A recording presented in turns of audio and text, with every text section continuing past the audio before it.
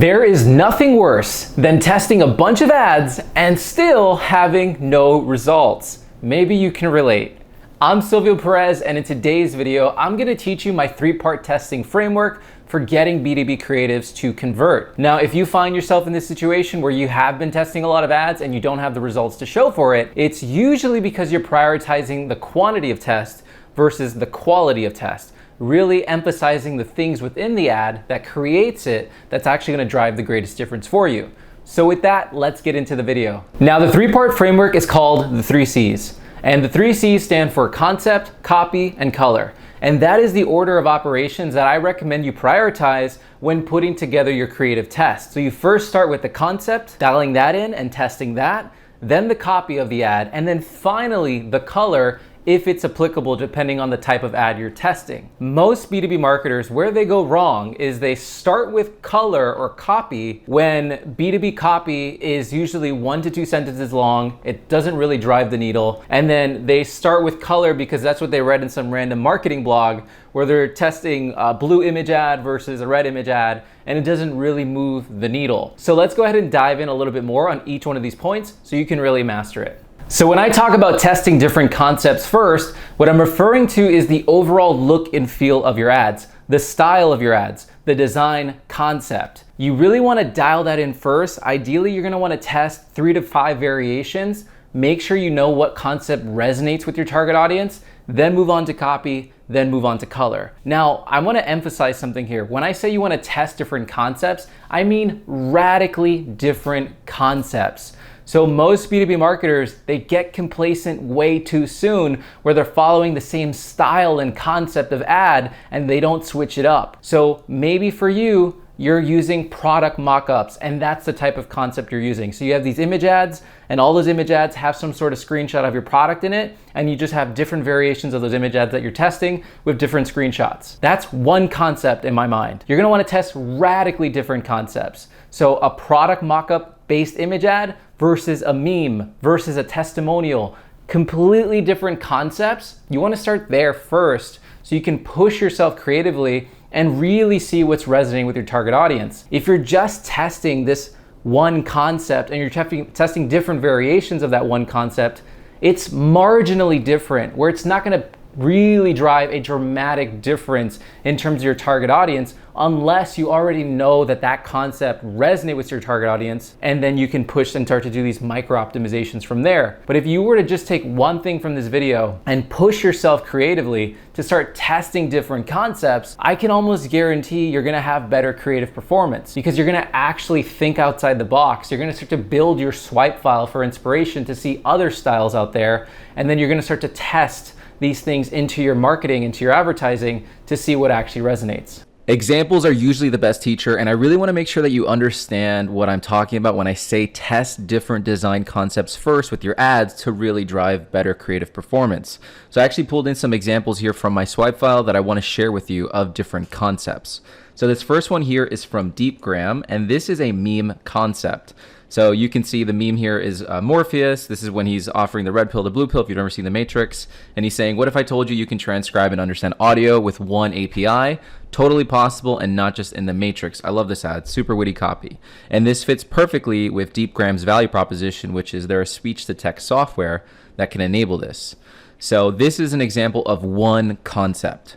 So if Deepgram is testing different concepts and they figure out, hey, memes perform really well for us, and they wanted to lean into that, now they can test different meme images. So for example, instead of Morpheus, what if they tried a meme image of Keanu Reeves, Neo from The Matrix, right? Like diving more into memes and split testing different meme images, but this is all just one concept. So ideally when you're first starting off, you're trying 3 different concepts that are radically different.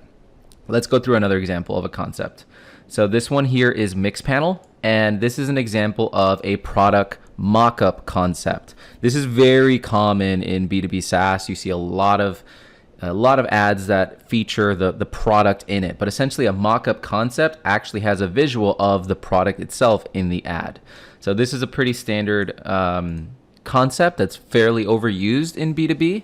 It definitely has its purpose and its place, especially for retargeting when you're going after people that already kind of know, like, and trust you and you want to drive free trials, things like that. This is where it can be really good, but definitely a concept that is tried and true and worth testing. So this is a product mockup concept. So for example, if they wanted to expand further into this, maybe they realize, hey, this works really well when we show visuals of our product. Maybe they can create different mockup creatives featuring different areas of the product that they want to highlight or specific use cases. Or they could animate this creative of a mockup. Now the mockup moves and it becomes a visual thing like a GIF, or maybe they turn into a video where they show different features of the sections within the product. You can kind of see where I'm going with this, but it starts with the concept. The next thing here is a before and after concept. I love this ad from Walnut. And this one here is showing before Walnut with this little cat with a little lion costume, and then after Walnut, you're a big lion, nice and strong, right? Supercharged, and it says your product demo. So it fits in with Walnut's value proposition, which is all around helping you improve your demo process. So you can see this is a before and after. So if they notice that this works well for them, they can lean in on this concept, which they actually do. If you ever check out Walnut's ads, they have like a version with a croissant. They have all kinds of different plays on this concept, further testing different iterations. And then last but not least, this is a new concept that I see that's starting to pop up more and more now with like the rise of AI, is Zingtree. Shout out to Grant if you're watching this video from Zingtree, and he's a good friend. And this is an example of AI generated content. So using AI, they created this image of these rock stars, and this fits in perfectly with Zingtree's value proposition around making customer agents better, enabling them through the Zingtree platform. So this is an example of a different concept. So if they find, hey, this AI generated image concepts work really well for us, let's play on that. Let's test different iterations of images with AI generated content. And then they can further go into the rabbit hole of testing copy and then eventually color if it's applicable. So maybe this copy, this concept works really well. Now they can test this same exact image, but blue versus yellow versus green, etc. But after they've gone through this iterative process. So I hope this really dials in the point I'm trying to make around testing radically different concepts first. Now that you dialed in a winning concept for your ad, let's get into copy testing. So when it comes to testing copy, you have a lot of things at your disposal. First thing is your angle of your message. What are you speaking to? It could be a specific pain point, a specific benefit, a use case. It all depends on who you're speaking to, what you're speaking about, and obviously what are you offering, but testing different angles within your copy and seeing what resonates with your target audience. The next thing that you can test is different hooks. What are the hooks that are working with your audience? Maybe that's a controversial based hook. Maybe that is a how-to based hook. Maybe, this is where different hook templates can be really helpful if you're not sure where to start, and just kind of piggybacking on proven things like how to do X without Z. Things like this is a good starting place. And then from there, another thing you can test is the length of copy. So short form versus long form, and seeing, does that actually have an impact on your click-through rate and your conversion rates, or your engagement, depending on the type of ad that you're producing. And then finally, you can also test in your copy the formatting of the message. So is it skimmable? Are you using emojis? Are you capitalizing letters that you want to draw attention to? Are you using periods strategically? Are you using exclamation marks like punctuation, and all these different things that you can do to make the formatting of your message more digestible and more impactful? When it comes to testing your messaging and improving your copywriting, I'm going to share with you 3 tools really fast that really help me and that are part of my workflow when I write ads. Now, the first one is called the Hemingway app, and you can find this at thehemingwayapp.com. And this tool is incredible. I use it all the time, and it really allows you just improve the formatting of your message to remove adverbs, lessen passive voice, and really just make your message more succinct and comprehensible. So what it does is it analyzes the text that you input here, and it gives you a grade of the reading comprehension. Now, as far as what is an acceptable grade, everyone has a difference of opinion. For me, I try to keep it as a grade of a 4 and under, especially when I'm writing ads, because the time for comprehension is a lot less versus like if it's an organic post, people are a little bit more invested. So one thing I want to note is do not live and die by this score. Just use it as a reference point. Think of this tool as one more data point in your toolkit. So what you do is you just remove the default text and you paste in the copy that you want it to analyze. So I'm going to put in this headline for this video, how to test B2B creatives that convert. And you can see I have a grade of 4. I'm not using any adverbs. I don't have any passive voice. Everything here looks great. But if I have a technical audience that I'm speaking to and I want to use technical speak to better call out the person that I'm trying to talk to, then by default, my grade will increase. So for example, how to test B2B creatives that convert into pipeline. Pipeline is a technical word. My score automatically jumped to a 6, which again, this is why I'm saying like don't live and die by the grade, but just use it as a reference. But this tool is really great at helping you improve the formatting and the readability of your message, and more so than anything, dumbing down your language. Especially for us B2B marketers, we have a tendency to overcomplicate our messaging, and remember that the confused customer never buys. So be clear, it's much better than being clever. The second tool I highly recommend that you leverage is called the Headline Analyzer by Monster Insights. So if you go to monsterinsights.com/headline-analyzer, you can just drop in your headline here. And this is another tool that I like to reference just to give me another data point in terms of how can I improve this message and the copy. So you can see here, it gives you a score. For the best results, they recommend 70 and above. To be honest, I don't really give about the score too much.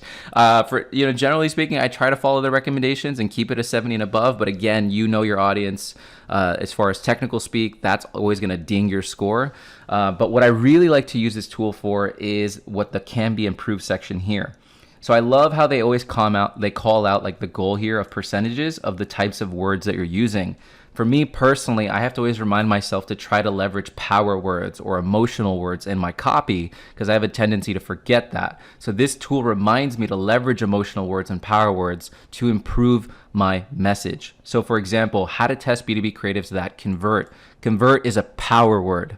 If I just switch convert to like that performs better is not as powerful. There's less emotion and oomph, for lack of a better word, around it, versus convert, it's strong, it's potent. Another tool too that I really recommend that you leverage is called thesaurus.plus. You could also just use thesaurus.com. But every time I have a word that I'm like, okay, how can I say this word in a better way? So for example, going back here to the power and the emotion words, maybe originally I said better, right? Using that as an example, I can search better here in Thesaurus Plus, and it's going to give me a list of all these different synonyms that I could use. So like, instead of saying better, I could say surpass. Surpass is a more powerful word. I could say exceed, excel, beat is an emotional word. So these are all different tools that I like to leverage to help me improve my process and my workflow when I'm writing ad creative and copy. I hope you're finding this video valuable so far. If you wanted more B2B advertising content, then go ahead and check out AdConversion.com and subscribe to the newsletter. We're gonna get sent 2 to 3 actionable tips every single week. With that, let's get back into the video. The final C in the 3 C's framework stands for color. Now that you dialed in your concept, you dialed in your copy, now we can start to talk about testing different colors of our ads. We just don't want to start there because it's not going to drive the most immediate impact, at least from what I've seen in my experience testing different B2B creatives for different organizations. So when it comes to testing color for your ad, of course, this is circumstantial, right? If you're using video creative, this doesn't make sense to you. And again, if you just do concept and you just do copy and you never test color, you're still going to be better off than like 90% of B2B advertisers because they're not doing any of this. So when it comes to testing color, the one thing I can tell you that I actually have seen work is testing a light version of your ad and a dark version of your ad and seeing what works better. In terms of anything else around, if blue works versus better than green versus red, to be honest, I haven't seen anything statistically significant across the board, across different industries, to be able to say it as a blanket general recommendation on a YouTube video. You can try these different things, you can test them, but the only thing that I've seen that's actually made a real difference consistently is testing a light version and a dark version of your creative and seeing what works. So that is what I would recommend that you do as well. Hope this video was valuable. I just want to say that creative testing should be a fun process.